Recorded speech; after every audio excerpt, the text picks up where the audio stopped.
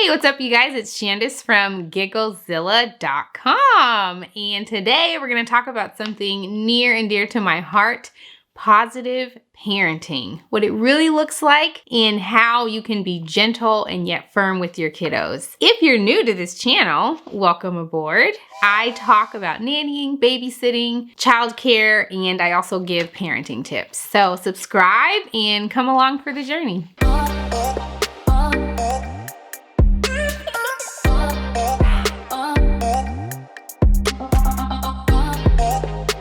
So, positive parenting, what the heck is it? It is an empathy-based approach to parenting that helps you build a stronger relationship with your child or with the kids that you're around. It is more about pointing out the good rather than focusing on the bad. Positive parenting is a way to discipline your kids, but do it with gentleness and empathy and also firmness. It's okay to be a positive parent and still be firm with your kiddos. One of the really important things is to pay attention to their behavior. The reason that it's important for positive parenting is because their behavior is a non-verbal form of communication. It's not a secret that children are learning to communicate, and sometimes you guys, they have like a really hard time communicating, and so they react. Here's an exercise I want you guys to try. Try this the next time your kids are misbehaving. Take a moment to pause and ask yourself, what is it that they're really trying to communicate to me through their behavior? What is it that they're really asking for? I know they're yelling and they're throwing things, but what's underneath that emotion? Asking yourself this question should create what I call a parenting paradigm shift. So a paradigm is the lens through which you see the world. So what I want you to do is change that lens to your child's lens. This shift will cause you to start thinking more about what they're trying to tell you that they need rather than, oh, they're driving me crazy. And they will drive you crazy, okay? That doesn't go away just because you're practicing positive parenting. But hopefully it helps you be more empathetic towards them. So number 2, here's the other one. Did I say number 1? I don't know if I said number 1, but this is number 2. Number 1 is pay attention to behavior. Number 2 is encourage the good that you see and try your best to use simple language. I talk about this a lot in my videos because it's so important for those tiny little humans. They need to be encouraged when you see them doing something good. And this is pretty simple. Just call out the good behavior when you see it, right? Like, I see that you are keeping your hands to yourself, and just leave it at that, okay? The reason we're gonna leave it at that is because we wanna be careful about overpraise. We don't wanna create praise junkies or kids who constantly need your validation. Oh my gosh, good job. Oh my gosh, wonderful. Oh my gosh, oh my gosh, oh my gosh. Like, it's a little much, right? Like, just simply call out the behavior that you see. And there are situations when you're really excited. Like if you're potty training and they go potty on the toilet for the first time, that's exciting. Like, praise them for that. That's wonderful. But when you are calling out a behavior that you are trying to correct, use very simple language, okay? Call it out and be done. So the trick to this is that children want to do more of the thing that you are telling them they are good at. If you tell a child that they are really good at their ABCs, or they're really strong counters, or they're good at math, that ignites something in them that says, oh my gosh, I'm good at this thing. Let me do more of that thing. And to be honest with you, it's the same for adults. Someone tells me I'm funny, I'm like, oh, I'm funny. I feel really good about that. And now I kind of want to try to be funny and make more people laugh. It's the same with kids. I have an example of this. And keep in mind, the stuff I'm sharing with you guys, it actually works. I actually do this stuff in my own life, okay? I was nannying for a family with a couple of kids, and they always are hitting each other. So when I saw that they weren't hitting each other, I would say, I love how you guys are keeping your hands to yourself. and that would be it. Just walk away, leave it at that. So what I found was that eventually they started calling attention to when they were keeping their hands to themselves. So they would say, Miss Shandis, look, we're keeping our hands to ourselves. We're trying really hard not to hit each other. That's wonderful. Like, that's what you want. You apply empathy and firmness and encouragement, and you are creating an environment where you feel good about your parenting and they feel good about the relationship that you guys have. They don't feel shamed because they are trying to figure out how to navigate their emotions and how to communicate. Keep that in mind. Very simply, call out the good that you see. So this next one, we want to call out the good that we see, but we know it's not always good. The behavior ain't always good, right? Like sometimes you just want to. Anyway, what you want to do is find an alternative to timeout. That is one of the principles within positive parenting, is that timeout is not a blanket approach. It does not apply to every single situation that happens with your kids.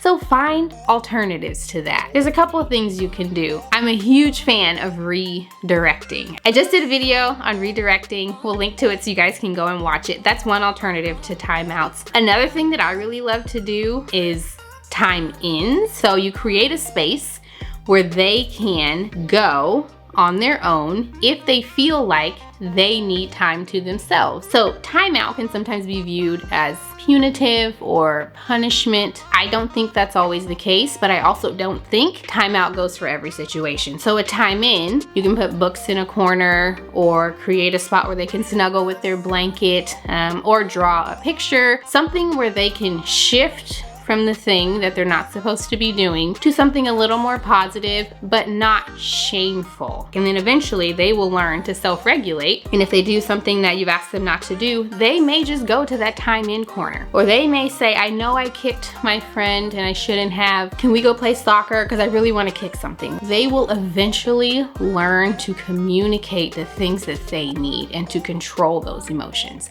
But you have to help them do that. You gotta give them the tools, okay? With positive parenting and finding alternatives to timeout, you become a solutions-based thinker. How do I help them solve this issue without always punishing them? And in turn, your children will learn to start to make choices on their own, and they will become more empathetic people. They will find alternatives to the behaviors that are unwanted or the behaviors that are negative. And that is a wonderful thing. Like, they will take that with them for the rest of their life. Along with alternatives, it's important that you give kids choices. This is a huge thing in positive parenting, is offering choices and alternative solutions. So you're helping your kids find other options. Most kids don't like waiting, but some kids really hate waiting. Like, they have a really hard time with it. So what you could say when they're waiting is, I know it's really hard for you to wait. While you're waiting, you could draw a picture, you could read a book, you could sing a quiet song. Like, there are other options that you have when you are doing something like waiting that's really not that much fun for kids. So you don't only have to give choices when the behavior is bad. I want my kids to feel empowered to always make a choice, whether the situation is bad or whether the situation is good. It doesn't always have to be bad choices. Like, if they say they want a snack, oh, do you want ice cream or do you want to go get frozen yogurt? Those are both really good things. Yummy. Like, we're trying to encourage decision making in them. And I always tell my niece, like, you always have a choice in the situation. So whether it's good or whether it's bad, you get to decide what path you are going to take. And that's what we're trying to build. The whole thing behind positive parenting is just building empathetic kids who make really good choices and who are confident. Don't we want all of those things for our kids? Positive parenting is a path to that. It's not the only way to get there. I turned out fine, and my mom never positively parented. She didn't negatively parent me either, but the principles that I'm talking about in here, I had never heard of before. They definitely weren't practiced on me. So your kids will be fine, but if you can enhance it and just make them a little bit better than they would have been, like, I just think that's amazing. This next one might sting a little bit, and I'm not sorry about that. You need to model the behavior that you want from them. If you are teaching them to stop snatching toys, but every time you get mad, you snatch something from them, that is a confusing message to children. What are they supposed to do? Mommy tells me not to snatch, but when she gets mad, she snatches. So guess what I'm gonna do? I'm gonna snatch this toy at daycare because I'm also mad. Think about that kind of stuff. They are watching every single thing you do, okay? Sometimes they watch you more than they listen to you, okay? And they are always listening. They're little sponges. So let's talk about the other part of positive parenting. Like I said in the beginning, it's not this like fluffy, passive, like let my kids do what they want to do type of parenting. That's just not what this is. I think it's important to remember that you can adopt a positive parenting philosophy for your children and still be firm with them. They still need boundaries. They still need expectations, and they still need you to clearly communicate those boundaries and those expectations. So in doing this, you're not taking away their individuality. You're not taking away who they are as a person, but there are some things that are just non-negotiable, especially when it's related to safety. If your toddler never wants to hold your hand when you guys go for a walk or go outside to play, that's a non-negotiable. Like, I need to keep you safe. You're only 2 years old and I really need you to hold mommy's hand, okay? If they don't want to do that, then guess what? We're not gonna walk to the park, okay? We can play in the house or we can play in the backyard. It's okay to set those expectations for them. That is not hurting them. In fact, it is helping them. Along those same lines, I will say that like having discipline and consequences for your kids is not the same as punishing them or being punitive with them. I have heard this argument before. I wholeheartedly disagree. I just think this is what kids need. They are children. You are their parents. It is your job to protect them and to set them up for success. Never providing consequences for them is an unrealistic expectation that when they hit adulthood, it's gonna hit them in the face like a ton of bricks, because consequences and discipline and rules are everywhere. In my opinion, you're setting them up better when you have reasonable,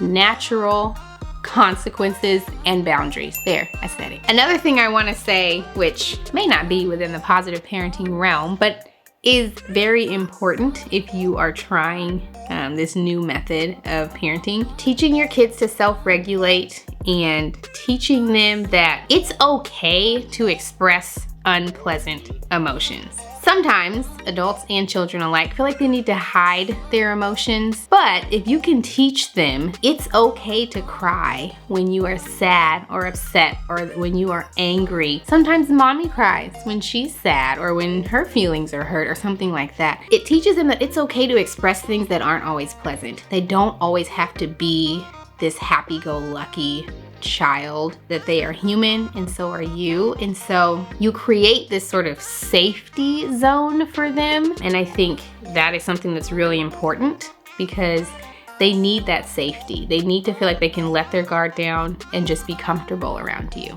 The last thing I'll say is we're talking so much about positive parenting, being empathetic, being gracious, self-regulation, and I think it's so important that we give ourselves that same grace, that same empathy. Parenting is wild, y'all, okay? Give yourself some grace. Be just as patient with yourself as you are with your children. There are days when I raise my voice or I give a snippy response because I'm irritated, or I have repeated myself for the 1,000th time and I'm just fed up, okay? And in those days, I have to give myself grace and I have to go back and apologize, because children are small, but they have big emotions and they remember how you make them feel. I think you are modeling that you are human and that you are trying when you go back and you apologize and when you give yourself grace.